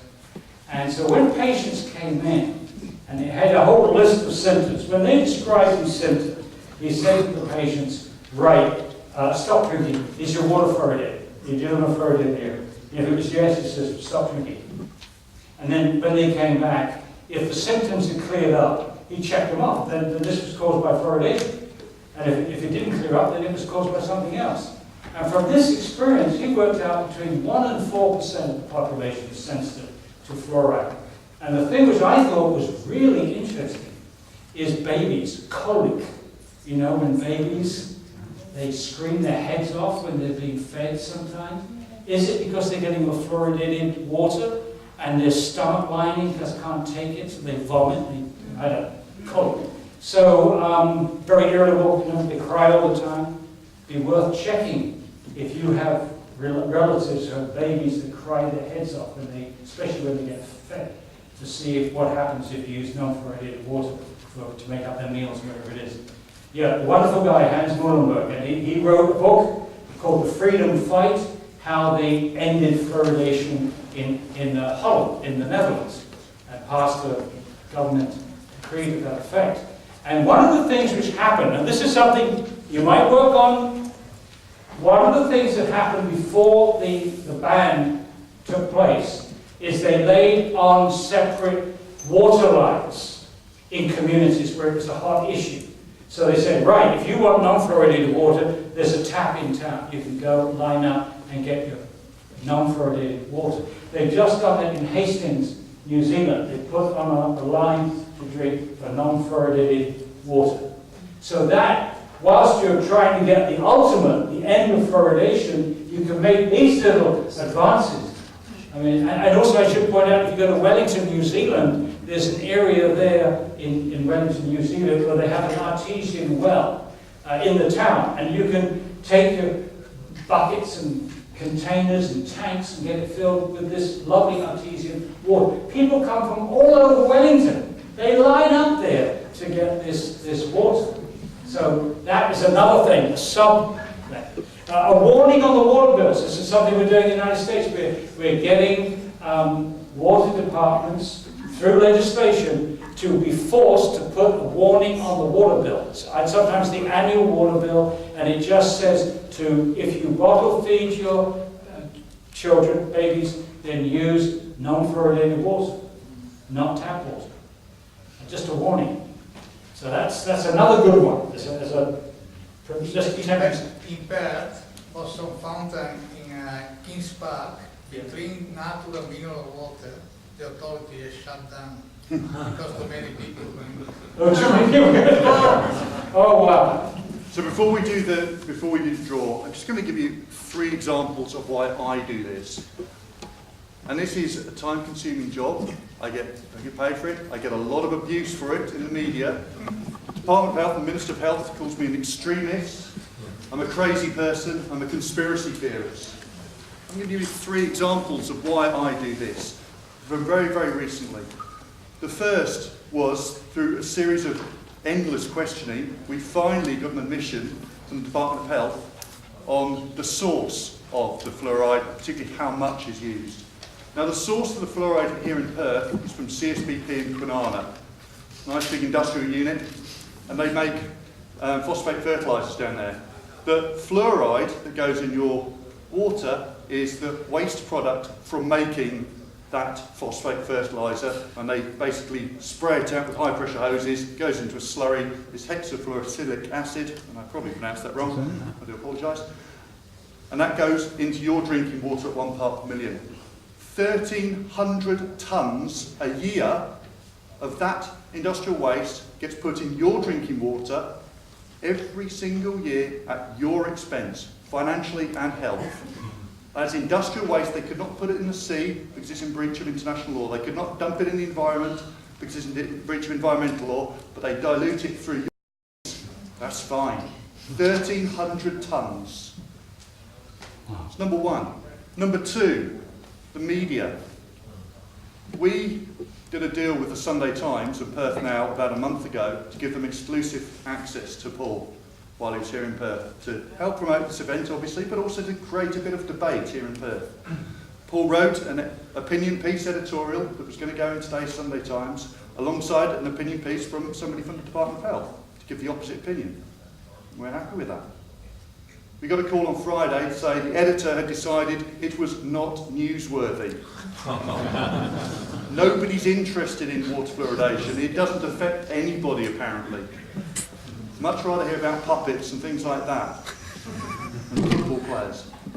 So it got pulled. We wasted all that time getting excuse about access, and we got absolutely screwed over. Which is why Paul says we can't rely, unfortunately, on the media to get this out. The final thing is this. Many of you have kindly signed a petition. These are all the petitions, filled out petitions we've collected over the last 2 years. And I thank you, every single one of you for doing so. The purpose of submit this was to hand to the Upper House of Parliament up in West Perth with the request that they conduct an independent review into water fluoridation, because the current review process, whereby you have a bunch of bureaucrats who advise the Minister of Health, who aren't going to turkeys about for Christmas and make themselves out of a job, telling me it's safe and effective all the time.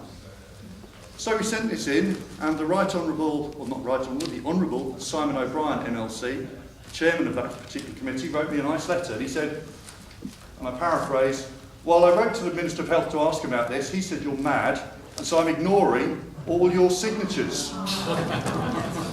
Unbelievable. How many thousands of signatures have we got here already? Well, you know what? I'm not giving up. I'm not going to stop.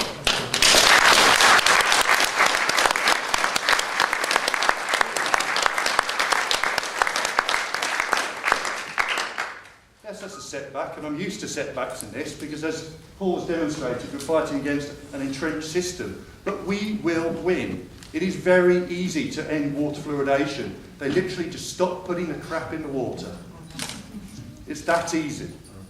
And it's happening around the world. And I do not want Western Australia to be the last place on earth to give this up.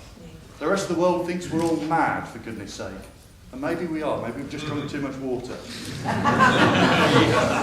So what I urge you today is this. Please do not go away from today, if you believe what you've heard today, do not go away and do nothing. Please do something about it. Whether it be just follow us on Facebook, whether it be buy a copy of the book here at the front, or buy some of our merchandise out in the front, or sign the petition, or better still, please join us. There's a handful of us who are fighting this fight, but with numbers we can make a big, big difference. It's an uphill struggle, and many hands make light work. So I urge you, please, if you have any spare capacity, please come and see one of the team. They're wearing the fluoride-free t-shirts. Please come and see one of the team. We really would value your help. But I say, if nothing else, please just mention it, talk to people, get the debate going, because we're fighting a deafening silence in the media, so we're fighting an uphill struggle, but through word of mouth we will win, just as they won in Israel, just as they won in Calgary, just as they won through numerous campaigns across Queensland, councils in Queensland. It will happen here, and with your help, it'll happen much sooner. So thank you very much for coming along today.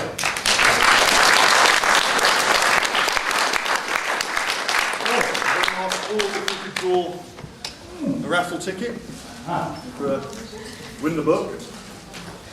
Oh, come on. Okay. Purple.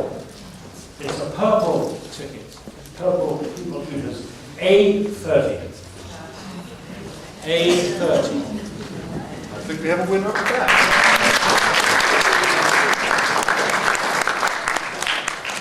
Okay, so you'd all like to put your hands together to Paul. It's going to be here.